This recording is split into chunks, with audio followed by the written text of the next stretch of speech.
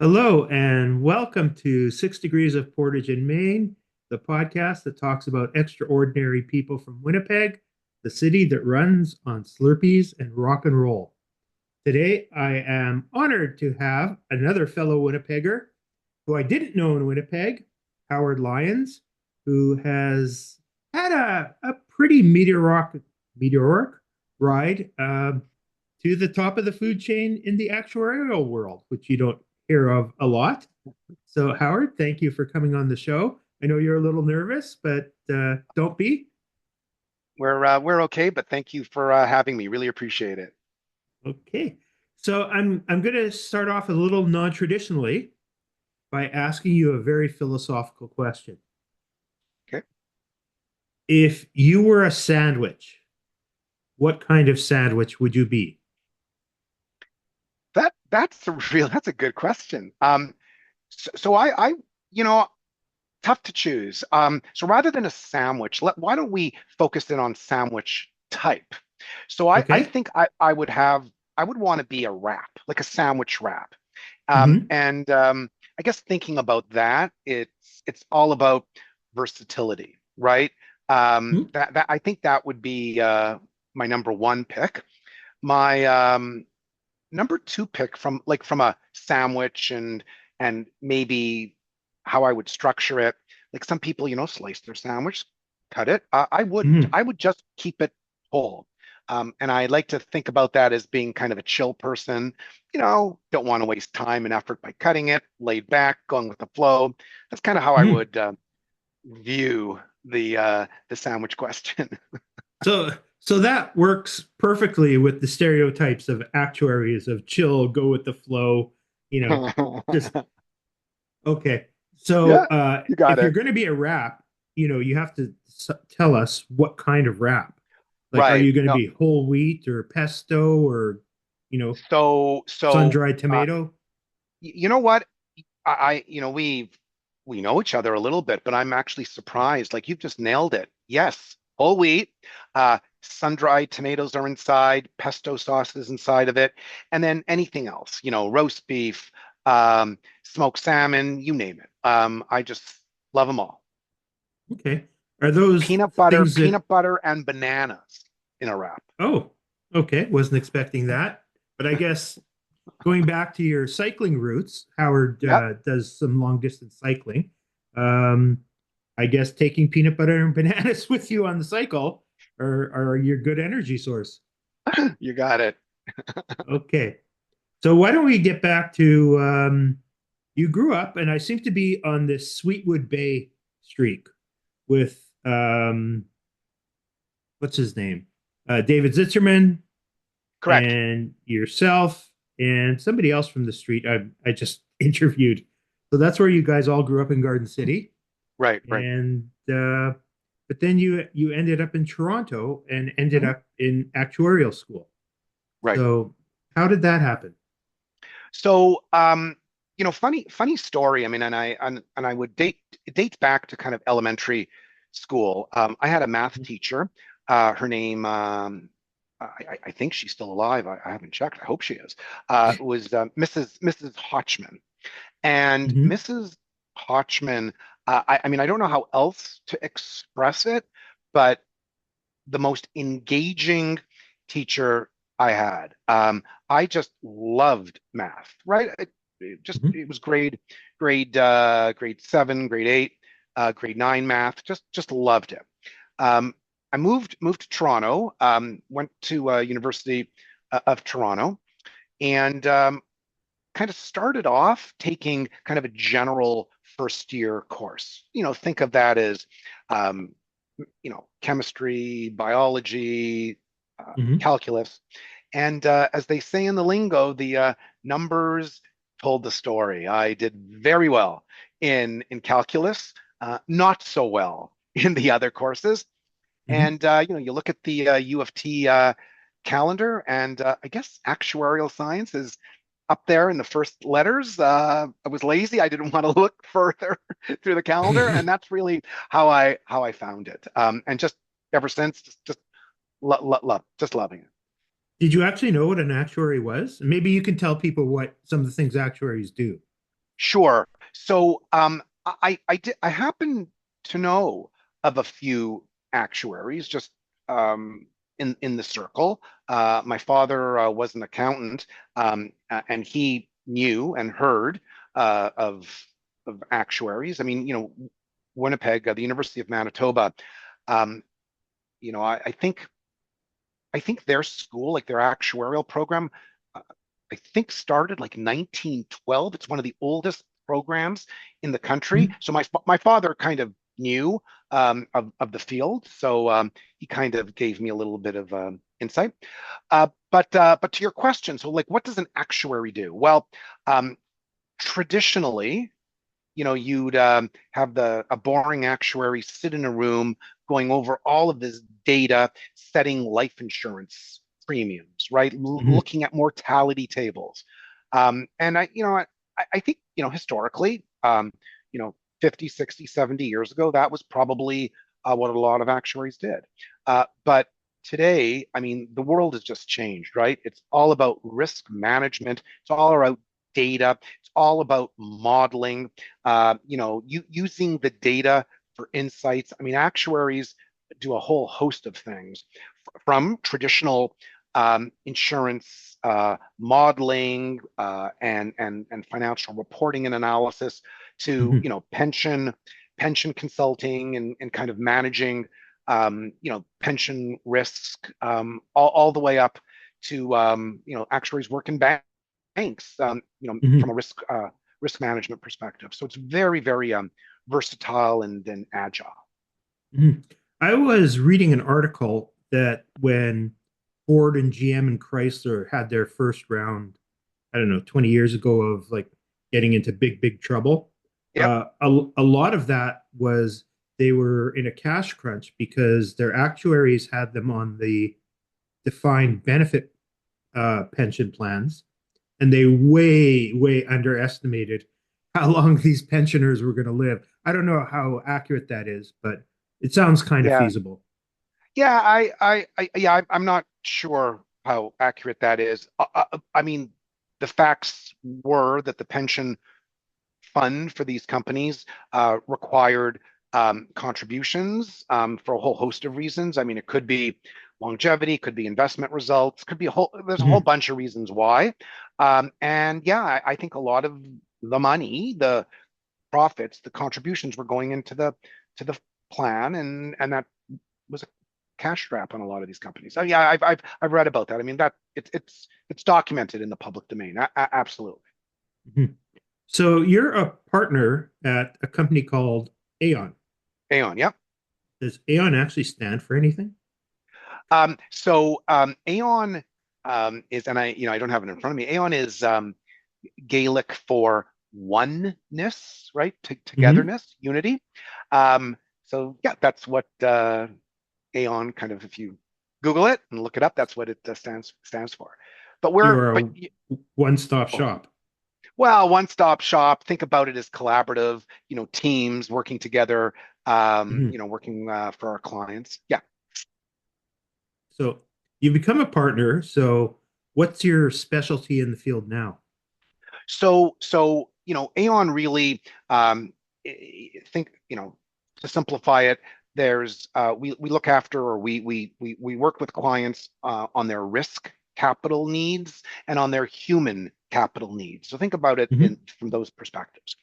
Risk capital are things like strategizing on the right type kind of insurance that companies may need. Could be property casualty.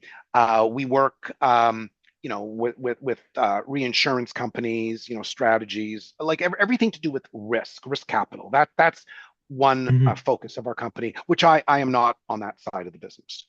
Hmm. I'm on what we would call the human capital side. So if you think of human capital, everything to do with the business of people. Hmm. So breaking it down, that would be the health benefits, health, wealth. Think of wealth as retirement, accumulation, managing programs pension programs, that employers have and everything to do with that. And then the talent side. So if you think about talent, think about attraction, retention, pay transparency, pay data. So I'm on that side of the business. I'm on the human capital side. Mhm. Where I sit is in the middle pillar that I described, the wealth business. So as an Mhm. actuary, I work with clients on providing advice on their programs, on their retirement programs, working with clients on how do we administer these, um, working with some of my colleagues on kind of investment strategies and how do you invest in the right way. Everything to do with the wealth accumulation Mhm. of programs that our clients offer to their employees. So, what do you think is probably the most enticing program that an employer can offer to a prospective employee? So that very good question. If you a lot of clients are struggling with that exact question, and the way they frame the question is, are we getting value for money, right? Are we spending the right money to what employees value, right? Like that's really the magical question. If you can answer that, then you're great. Mhm. There's no easy answer to your question, Mhm. Fred, because it depends. You can imagine that having a younger workforce, they would value and they would want something very different than an older workforce, as an example, right? An Mhm. older workforce probably would value monies and benefits that are more focused towards retirement sustainability. Younger workforces may value, you know, benefits along the line of how I don't know, housing supplements, education bursaries, like you can name it, right? It's just a Mhm. different objectives. Industry makes a difference, right? Mhm. If you're high tech versus manufacturing, so it's a great question, very difficult one to answer, but um, the magic is if you can provide something that employees value and you're focusing your money there, um, then you're um, then you're golden, right? And there are ways to do that, right? Mhm. So, do you actually provide the services, or do you sort of give them the advice? Is this is what we think you should be doing? This is what it'll cost. This is how it'll look in 2 years. Or Yep, do you have like administrative systems that you also provide to them? right. So a little mix of both. Mhm. So if you think of your traditional health group benefits program, Mhm. dental and dental, medical, you name it. We don't provide that. That would you have your typical insurance companies out Mhm. there who would provide that. So we would work in a consultative way to kind of help our clients choose the right providers. In other areas, such as you mentioned the defined benefit plans, like the Mhm. day-to-day operations and what has to happen, and all of the magical calculations that have to happen from a defined benefit plan. Yes, we absolutely would do that administration. Um, from an investment portfolio, some clients, they have a pension plan, they want to invest their money, they have committees, they like to choose investment managers. We, Committees. we Yeah. we would consult with them on that. However, in that space, we also offer, let's just call it a turnkey solution where they can come to us and we would kind Mhm. of structure their investments, their portfolios, and we would, the lingo is we would run the money, we would Mhm. invest it on their behalf. So, which, and that's actually called, there's a term called OCIO, outsource chief investment officer. So we would actually do that on behalf of our clients. So it's kind of a mix. Mhm. So I don't know if you know Byron Innes. He's kind of a guru in the insurance, life insurance, and does a lot of consulting. Yep. And I asked him how COVID had affected the insurance companies because you would expect there would be like all this excessive mortality that would just blow Right. everything up. Did you guys find anything like that, or with the interest rates going up, that it sort of messed Well, up your models? so those are two questions. So let's focus in on COVID. Um, you know,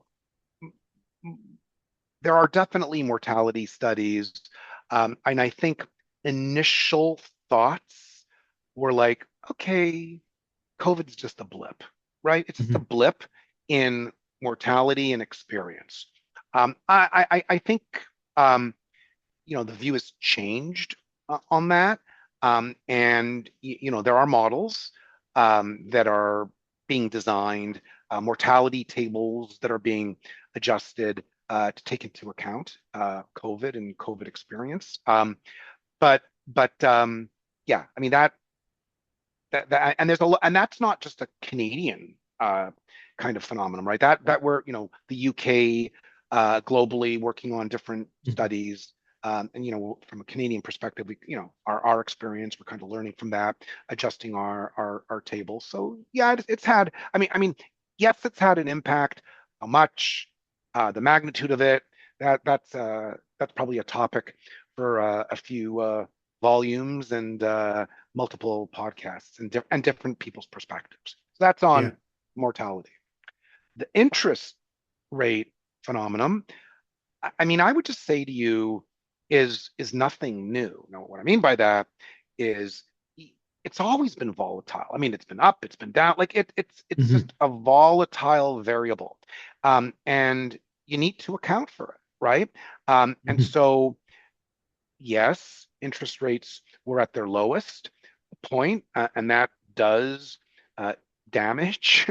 That's challenging for some Mm-hmm. pension plans. Uh, but over the past couple of years, markets have kind of done very well, and that's been very good for pension plans. So it really is all about risk management, and just making sure that you have the appropriate levers to pull and adjust, just given the different variabilities. But I mean, no one predicts interest rates. And I mean, if you and I Mm-hmm. could predict where the interest rates were going, we would not be doing what we're doing. Mm-hmm. But yeah, the volatility has always been there. Well, I would be doing what I'm doing, but probably from like a beach in Costa Rica or something. There you go. I'm with you on that. Yeah. So, I told you I was going to ask you for a couple of actuarial jokes, and Sure. you said you don't know, but you probably do. You've probably heard there's a couple of standards. Yeah. So there are a couple of standards, but it's really interesting. They're always pegged towards certain professions. So like an Mm-hmm. example is I'm not gonna I'll just tell you the joke in a story way, right? So Mm-hmm. there's a joke about what's the difference between the actuary and an accountant. Well, Mm-hmm. the actuary looks at your shoes when they're talking to you, right? But it's always a contrast between the Mm-hmm. actuary and the consultant and the Yeah. accountant, and then there's the actuary and engineer kind of joke, Mm-hmm. right? Where the actuary and the engineer are in the washroom, and then when they walk out, the actuary says to the engineer, hey, in actuarial school, they taught us to wash our hands after we use the washroom. And the engineer walked out and doesn't wash the hands. The engineer looks at the actuary and says, yeah, well, they taught us in engineering not to pee on our hands. So, yeah. So it's again, those are that's about the most raciest joke that I can think of. The Mm-hmm. actuary joke. I mean, I'm sure there's more, but those are the two Yeah, it's that all come to based on mind. stereotypes. You got it. All stereotypes. So yeah, what have you? What have you? Yeah. So what do you think is the most unexpected thing that has happened to you in your career progression? And not that this is an ad for Aon Consulting Yeah. or the Aon Group. Um, would you recommend this as a career? So, um I actually get that question every year because I teach. Mhm. I teach at the University of Toronto. I teach a course to the fourth year actuarial students, Mhm. and that question comes up in different ways. So, the market and the job market has absolutely changed over the past 5, 10, 20 years. It's changed. So a couple of data points. You know, um, when I graduated, um, there was a dearth of opportunities, and one would get, 4 or 5 job offers, right? Today, that's not the case, right? I mean, so that's a data point. Um, would I recommend this for, students? Absolutely, Mhm. 100%. And maybe, a different spin on the question is, Howard, if you could do it all over, would you still become an actuary? And the answer is 100%. There's a level of flexibility that it provides you. I mean, flexibility in job and work and interesting projects, dealing with a whole, many, many different kind of people, um, which I think is probably, you could say that for a lot of jobs. Mhm. But it's just a very, I find it very satisfying work, Mhm. solving a problem, dealing with clients, dealing with people, employees. You're solving a problem, Mhm. and it's honestly for the betterment Oops, of we have programs frozen. where, oh, I'm We okay. froze for a bit. We're okay. Okay, it's for the betterment of society. You're solving a problem. You're providing a means for an employee to retire. Providing benefits. For sustainability. It's very satisfying. So absolutely, I would definitely recommend it. Um, Mhm. Other avenues, other opportunities have popped up, like data analytics. Right, that's a relatively new area. Um, and I would say to you that absolutely, like that's a great field for somebody who's inclined with statistics, math background, and inquisitive mindset. Absolutely, Mhm. no question Well, about it. I worked with a lot of actuaries when I was at Canada Life, Yep. and surprised me, again, based on stereotypes, how much business sense they brought out of those programs. Like it's not just doing the calculations, and I guess you have to have an affinity for business and not just doing the actuarial stuff. But some of Right. these students that were also working there were like top notch. Yeah. I mean, so I concur. I mean, I would say to you, if you go back now, in order to become an actuary, just graduating from a university with a 4-year degree ain't going to cut it, right? That you Yeah. need, at least when I graduated, there were 10 actuarial exams that you had to pass, which I did. The education system has changed a little bit, or a lot actually, since I qualified. But generally speaking, when I qualified, the first 5 exams were math. It was all math. Mhm. But 4 or 5 of the later exams were, some of it was regulation, some of it was legislation, a lot of it was business, right? A lot of it Mhm. was basics of investments, basics of accounting, like business basics. So yeah, it's an important side that Mhm. you need to have. And yeah, doesn't surprise me. Yeah, it's the fundamentals, but Right. um, you know, it's net present value. It shows its head up everywhere. Everywhere. You got it. You got it. Yeah. So, is there anything else that would surprise people about being in the actuarial world? Like, you must Yeah, meet CEOs and people. yeah, yeah, but I wouldn't think about that as surprising, right? I mean, it's, Mhm. business, right? You deal with a lot of people, a lot of different organizations. So no, I don't think there's anything surprising that I Mhm. would point to. It's business as usual, right? Like, Mhm. So, in your business, are you on the business development side as well? Like, you have to find the so clients? it's so the answer is, where I've gravitated to and where I've been working for quite a number of years is in what we would call the client management, client growth function. So we work in teams, and part of my role is to begin starting relationships, bringing in new clients with colleagues in the teams. But then Mhm. it's also um, being managing those relationships and making Mhm. sure that they're satisfied with what we're delivering, making sure that we understand the client's objectives, and making sure that we can grow our share of wallet and providing the right Mhm. solutions that make sense to the clients. So yeah, Mhm. so that is part of the part of my role. So you talked before about talent acquisition and keeping them. Um, is there anything you do on a personal level to make sure that you're keeping your skills for client management and understanding the deepness of the problems they're trying to solve? So so yeah, so there are a host of um, let's just call it professional development programs, courses out there um, Mhm. that I have well, I have access to. I mean, Aon has access to. Aon provides Mhm. accessibility to some of these learnings and group sessions with some of our most senior colleagues, really honing in on Mhm.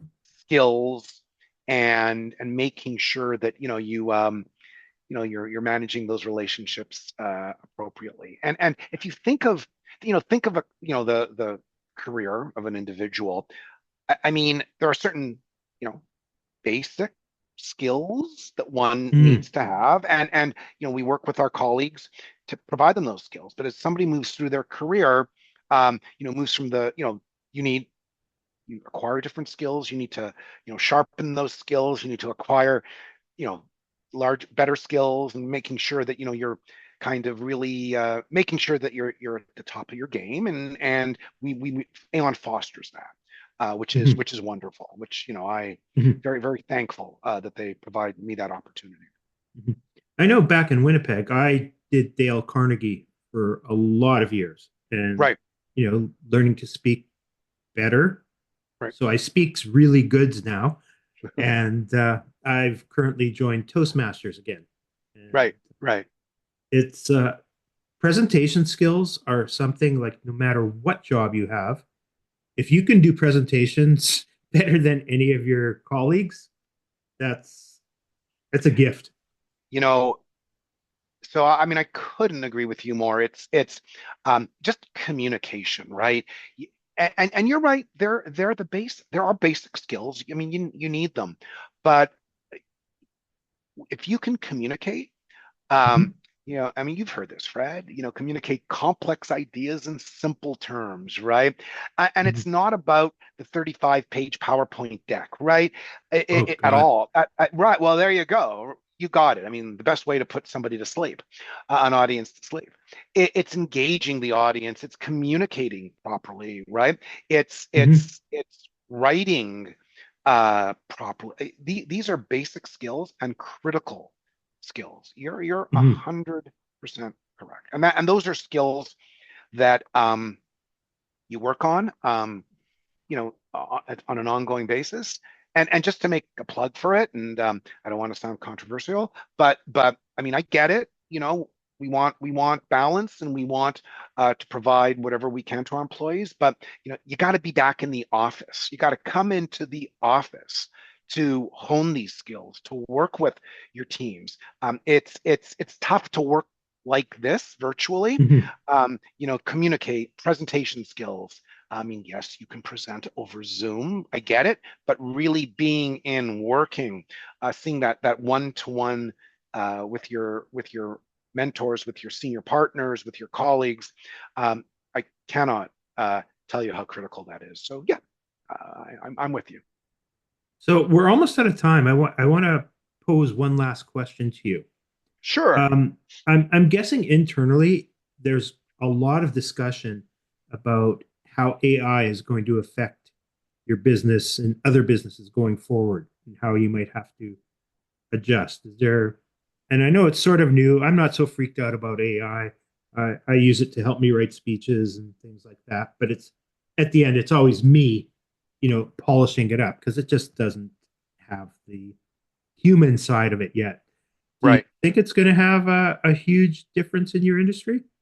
So, I think I mean, I think you're asking the right question. Like, AI will definitely have an impact on industry, but every industry is different, right? Mhm. Obviously. Um, as you think about our industry, so I mean, I think so. Number one, I mean, I think there's will always be the place of you know interpreting, understanding what it's saying, using AI to provide more insightful and better advice and direction to our clients. So number one, I think you'll always need that human perspective. As a firm, I mean, I know we're investing heavily in these kind of tools, but think of it as um, tools to build internal efficiency, right? Mhm. So we a lot of our analytics and data, there's a lot of testing that's done, right? You can imagine testing system, testing models. Um, you know, once used to be able, people would test them. Well, now write an AI script to do quicker and more intensive testing, as an example. Mhm. So that's really going to be beneficial to the models, to our clients, right? So I think it'll um, be a benefit. There's certain repetitive processes Mhm. that AI can help us with. So we're absolutely in investing in this. I know there's a lot of you hear this on you read about this and other podcasts, doom and gloom about Yeah. AI. I'm not at all. I think it's going to be, you raise the talent bar, raise the game, provide more insightful advice, and using AI where appropriate. Yeah, I'm also in that camp. I'm sure somebody will find a way to use it improperly, but I'm that's going sure. to be like, any business, any crime syndicate, they're going to find a loophole to take advantage. Right, I imagine Can't so. really protect yourself against that. You So, got it. Howard, this has been fantastic. Thank you so much for coming on. Oh, my pleasure. Thank you for asking me. I really enjoyed the conversation. I know we've talked about this for like a year. So, You got it. yeah. So, to everybody tuning in, thank you for tuning in to the um, 6 degrees of Portage in Maine. And please like, subscribe, share, comment, send Howard love letters, anything you can do to help us boost the podcast. And have yourselves a great week. Thank you. You stuff. Okay, this is a little splice in because I'm such a professional and I forgot to ask Howard one of the key questions. So, how long have you been out of Winnipeg? So gosh, I left Winnipeg when I was just before 16 years old. So Mhm. call it, 45-ish years. Wow. So, do you have Yeah. any fond memories of the neighborhood or Winnipeg, icons? And I know you didn't go to most of the traditional restaurants like Coleccus and uh, Yeah. No, Juniors and stuff. but so I'll tell you, winters, winters in Winnipeg built internal fortitude and grit. Mhm. I'll give you an example. Like we lived on a corner house, and Mhm.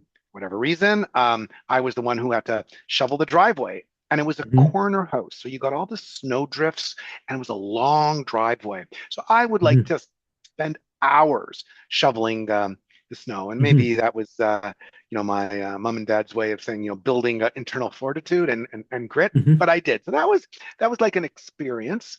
Um, but I'll tell you one of my favorite memories of Mhm. Winnipeg as a child. So we lived in the North End, and just the area where we lived. just the structure of the streets. There was a bunch of Mhm. bays, right? And I would say was probably 4 or 5 bays. That's just kind of the way the city was laid out. It was designed And by drunk people. yeah, yeah, there you go. So and so um, I remember evenings in the summer, what we would do, a bunch of us friends, we'd get on the top of our fences. Like every house had a fence, right? And we Mhm. would fence walk. So think about, starting somewhere and we'd be walking on the fences and it seemed that we were walking for miles and you would be Mhm. walking and as long as houses were structured in a way and people's backyards were such that the fences all connected, you just walked from one fence to the next. And so, you'd go into one neighbor's and you'd be at the crabapple tree. So we'd pull down crab apples and we would eat them. You'd go Mhm. into another neighbor's backyard and there'd be sunflowers. So you pick, Mhm. sunflower seeds from their backyard. So we would do this. Anyways, one evening we're walking and we kind of are stopping and we're hearing kind of music and we're hearing, drums and guitars and pretty good music, if I would say so Mhm. myself, at the however old we were, 14 years old or 15 years old. And you know, later on, it was actually what we were hearing was the Guess Who practicing in what folklore was. I mean, I just imagine it was true. Randy Bachman's basement, who lived in Mhm. the area of where we lived. So that was a very interesting memory and a fond memory. Kind of listening to Mhm. them practice. Couldn't make out the song, but that's what we were listening to apparently. So this fence walkers gang Yeah. was there an initiation? Did you have to, and who was in this gang? Well, it just, friend, so it wasn't, so it's interesting. Yeah, just growing up, I mean, you had your friends in school, right? Mhm. Um, some of us, I mean, happened to live near each other, but others, Mhm. it was just, kids on the street, right? You'd go off to Mhm. after supper, maybe you play ball hockey or you whatever you would do. It was just a pickup group of people, Mhm. kids, generally the same age, lived on the street, which was a nice thing about Winnipeg, right? Like, Mhm. like very just had friends and we would get on and fence walk. There was no initiation. I guess you had to be somewhat stable and being able to balance Mhm. and walk on top of a fence. But there were trees sometimes that you would have been able to hold on to. It was fun. It was open to all. Really, really fun time. Did you ever lose anyone to a horde of mosquitoes flying off with someone? No, that never that never happened. Mhm. So No. I was talking with my cousin Gail Bakalinsky the other week, Mhm. and it seems like there's a number of houses in Garden City area that are either have been dubbed Randy's house or his mother's house. Correct. Correct. So the one I remember is Forest Park and Sinclair on 100%. the Right. north, North side. Yeah, that right. meticulously groomed.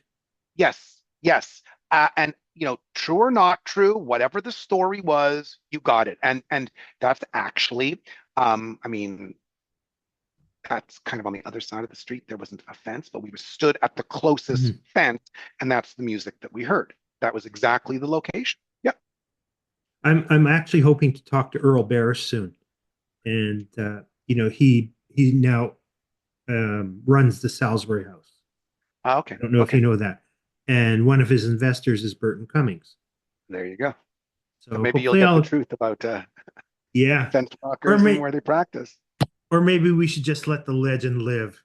Let the legend live. It's in my mind, and don't shatter it. It would be Yeah. good. Okay. I think that's good. Thank you, Howard. Awesome. All right. Talk to you Thank you. soon. Later. Bye Bye bye. bye.